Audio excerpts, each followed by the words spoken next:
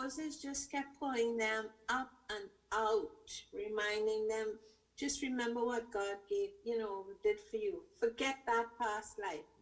And I think that this is where it was important for the people to have, I don't think it was do this and remember this. It was probably a gentle reminder, this is what God did for you. Just remember that. That's how I see it. Good question and good address.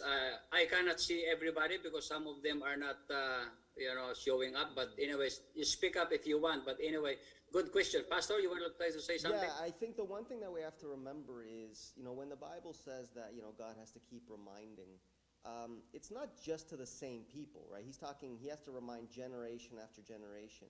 Because if you remember, so the original people that got to Canaan and then had to turn around, they're all dead by the time he does this recap, right? So when he's doing this, listen, this is what God did to us, he's talking to the next generation, right? And I think we have to remember that as well.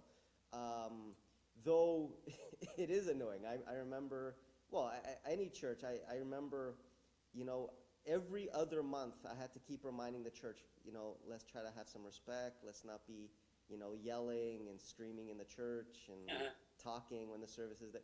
And I had to remind them every other month because you remember and then it slowly gets less and less important. And then you have to come back and come back and come back. But I think that's a big part of it, right? Remember, we're talking about generations and generations of Jews. And so it's just God going back and saying, make sure your kids know these stories, kind of a thing. Yes, yeah. That is another. Faye, you would like to say something, Faye? Yeah, I strongly agree with Pastor. I like the word he used, generation. And it's incumbent on us as parents to,